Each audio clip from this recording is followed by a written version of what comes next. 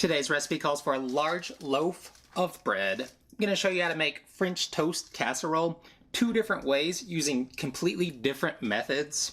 They're both really simple, but you get to decide which one looks the best. So with that said, let's get started.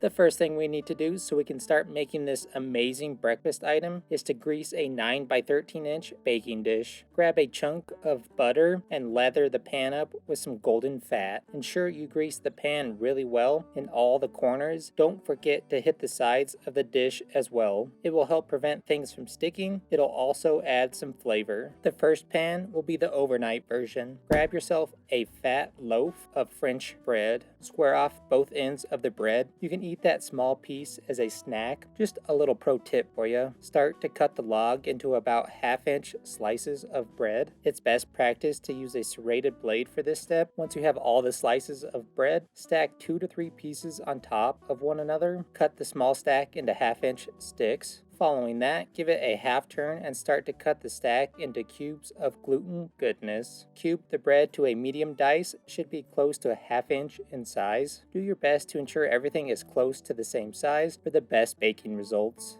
I found that it's easier to use a sharp chef's knife for this job. Makes it a lot easier to cut through the softer part of the bread. You can use any type of bread for either version of these recipes. Whatever type you decide to use, the total weight used should be close to or right at 16 ounces or 453 grams worth of carbs. Some great breads to use are brioche, challah, Hawaiian sweet rolls, Japanese milk bread, or regular old sandwich bread. After it's all been cut up, toss the bread into our prep pan. Make one nice even layer of gluten in the dish. Set the bread vessel aside so we can put together the rest of the casserole. Grab a large holding apparatus. To that, we'll add 8 large whole eggs. I found that it helps to crack the eggs into a separate container. This way, if you accidentally get any shell, it'll make it way easier to fish it out. Before we add the next ingredient, give the eggs a quick mix. Ensure you break the yolks up. Following that, add 3/4 cup of lightly packed or 150 grams of dark brown sugar to the bowl. Really whisk your face off to bring these 2 ingredients together. Doing this step with proper velocity will help the sugar dissolve in the eggs. Break up any clumps of sugar before you add it in. It'll help ensure it gets well mixed in. The next thing we'll add is 1 1/2 teaspoons of ground cinnamon. Try sifting the cinnamon into the bowl. It might help it mix in a lot easier. To counterbalance the sweetness, we'll add in 1 teaspoon of coarse ground kosher salt. Next, add 1 tablespoon of vanilla extract. The last couple of things we need to add is 2 cups or 473 mils of any milk of your choosing. Also, 1/2 cup or 120 mils of heavy cream. This stuff will bring a creamy and custard-like texture to the casserole. Give it a thorough whisk of the face to bring everything into one sloppy mess. Grab the bread vessel so we can pour the liquid over the goods. Do your best to apply it over everything in an even fashion. Scrape the bowl clean with a rubber spat. Can't be leaving any of the flavor behind. Give everything a little mix up. This will help ensure each piece is covered in the egg mixture. Get in there with your built-in grabber or with a spoon. Whatever tool you decide to use, just make sure you do it with a light touch. Since our bread is soggy, we don't want to squish it or destroy it too much. After it's been mixed up, make it back into one nice even layer. Give your ball catchers a good wash. Clean the edges with a paper towel. After that, cover it with some wrap. Get a nice tight seal on it.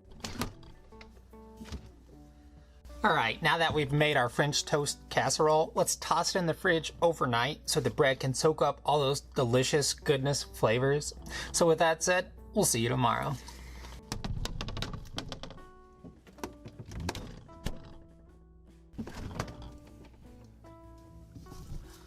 Alright, now that it's the next day and our French toast casserole has chilled overnight, let's pull this thing out so we can bake it and stuff it into our faces.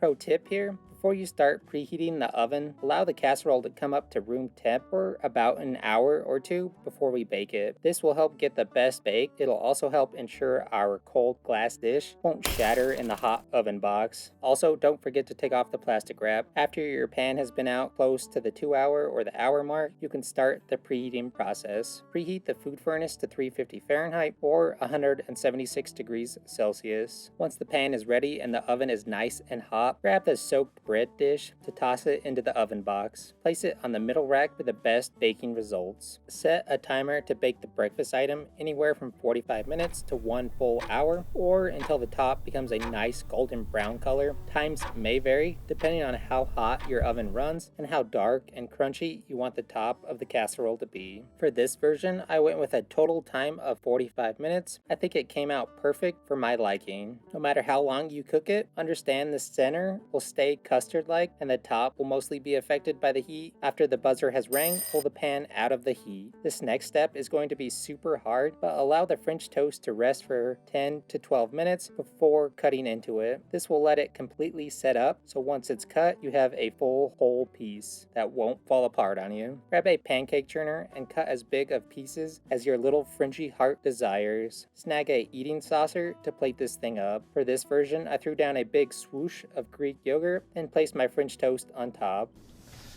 Alright, now that our overnight soaked French bread French toast casserole is done, let's give it the old taste-a-roni. So looking at it, it also came out really delicious looking. It looks like it just wants to be eaten.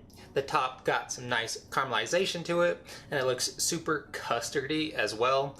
And it's really tall and full, which you can't really tell that much in the pan. And the bottom is still kind of warm. But check out the small piece I cut. Now you can really tell the height and look to it. It's really plump, and then the center looks really custardy as well. But that's enough jibber jabber. Let's give it a taste. Try to get a piece without any of the Greek yogurt, but the bottom is nice and golden as well. So yeah. All right, let's try a piece with a little bit of the yogurt too. This overnight French toast casserole came out super bomb as well. It has that nostalgic, classic French toast flavor and texture to it, like the stuff I grew up eating. So it kind of holds a special place in my little teensy little heart for that reason. Flavor-wise, it came out perfect. It's the perfect balance between the cinnamon and the sugar. That cinnamon really brings home that nostalgic flavor of a French toast, and the sugar on it is spot on. It's not overly sweet, it's just the perfect amount. Then in the background you get that faint vanilla flavor, which is really delicious, and the salt we added helps round it out and balances that sweetness in there. Texture wise, the top got nice and crunchy, and some of those pieces of bread got a really deep, rich caramelization on it, so that also brings some flavor to the table. And it's super custardy, like the old school version. So yeah, I think this one might be the winner for me.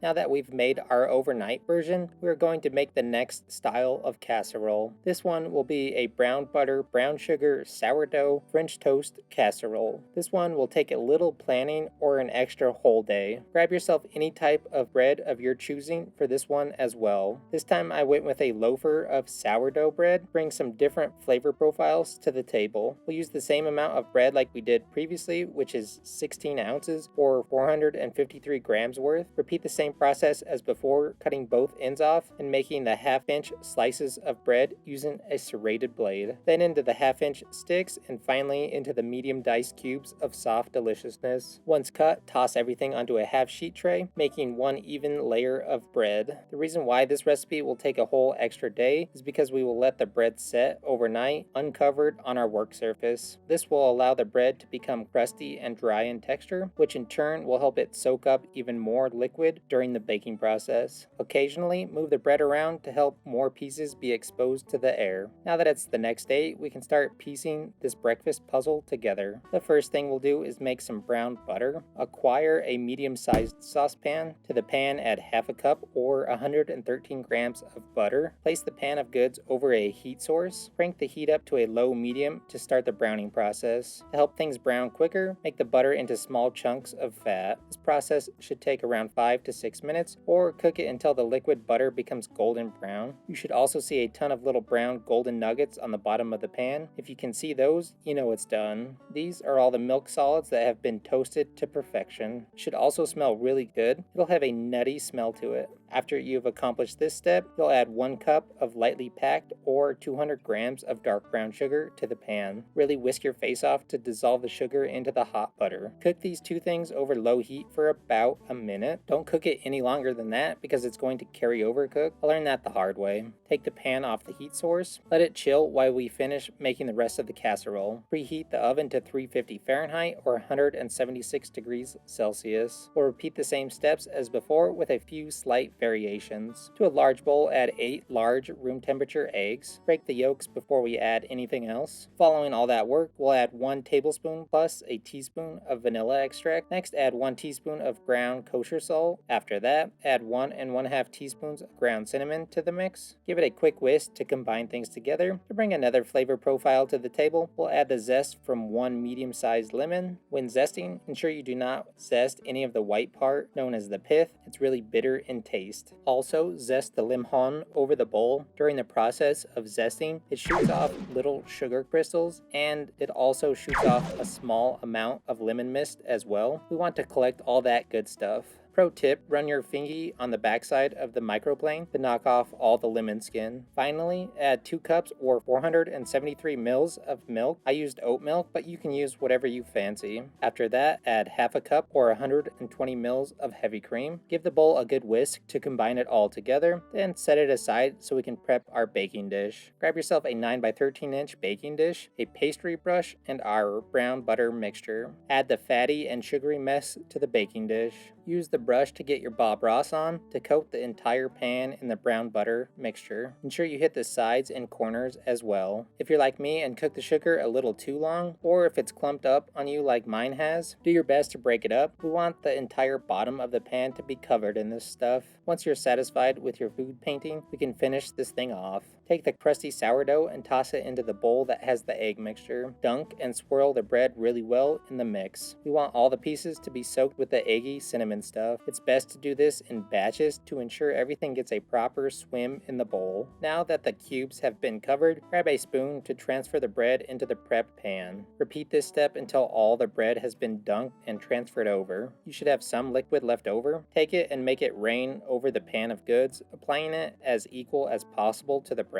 Give it a quick once over to make it into one equal level of goods. Then sprinkle the top with some more ground cinnamon. Once you've added the extra flavor additives, place the pan into the preheated oven box on the middle rack for the best results. We'll set a timer and allow this thing of beauty to bake for 45 to 60 minutes or until the top becomes a nice golden brown color. Times may vary depending on the oven being used. It also depends on how dark and crunchy you want the top to become. When the timer goes off, pull that hot sticky mess out of the oven. Let it rest for 10 to 15 minutes to allow it to cool just a touch and to let it completely set up in the center. Also allowing the bottom layer of sugar to cool as well. If you look, you can see the butter sugar mixture bubbling on the bottom of the pan. Man, this stuff is gonna be good. This is optional, but if you have any leftover cream, you can make a quick homemade whipped cream while the casserole rests. It's super simple to make. I have a full video on how to make it. It's a short vid, so go check it out after you finish watching this one, of course. Use a spatula to cut the sourdough French toast casserole. I found it was easiest to cut the casserole in the middle and then decide how big I wanted to cut the pieces. Now that you've figured out how big of a piece you wanted, throw it onto a plate. Top that thing with our homemade whipped cream. To be extra bougie, going to add some sliced strawberries to the top as well. You can eat this French toast casserole any way you wish. Maybe use some maple syrup, add some Nutella, a fruit compote of sorts. Man, there's too many options, but whatever you decide to do, just enjoy.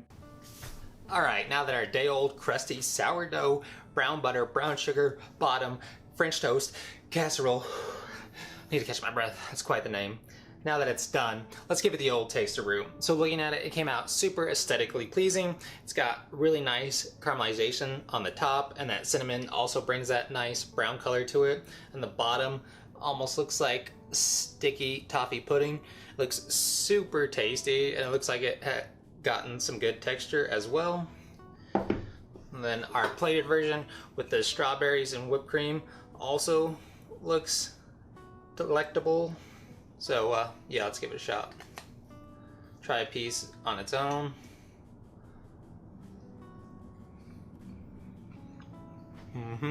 Let's try a piece with everything. The ultimate bite. Looks something like that. This thing came out absolutely banging. There's so many different flavors going on for it, and I feel like each bite is a little bit different from the last one you took. Maybe on that first bite you get that real distinct sourdough bread flavor, and you pair that with that delicious vanilla extract and a little pop of citrus from our lemon zest. Then the next bite you might get more of that sticky bottom with that deep, rich brown butter flavor, then a pop of sweetness from that dark brown sugar. Then overall it's nice and cinnamony and really brings home that classic French toast flavor. Texture wise, the top is nice and crunchy, and then the bottom is super sticky and delicious, and then the middle is nice and custardy. Overall, this thing, it just slaps. These recipes are super easy to make, and this makes for the perfect breakfast, especially if you have a ton of people staying over and you need to slap a breakfast together. You can easily knock it out with one of these. And you can get as crazy as you wish and add all kinds of delicious flavor additives, maybe like some toasted almonds or some fresh fruit before you bake it, or better yet, add some chocolate chips, which sound super tasty. So hopefully you enjoyed today's video. Thanks for watching. And my house is insanely hot now because the oven was on for like forever and a day. So I'm gonna go do some tough guy stuff and take a cold shower. So we'll see you on the next one. Taste-a-roni. Bologna. Vanilla extract with its French toast flavor. And the sugar is right on. Right on, brother. Perfect breakfast, especially if you have a house ton. A house ton. Makes no sense.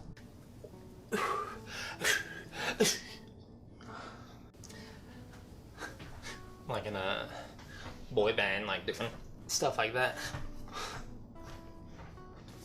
You know, it's not okay.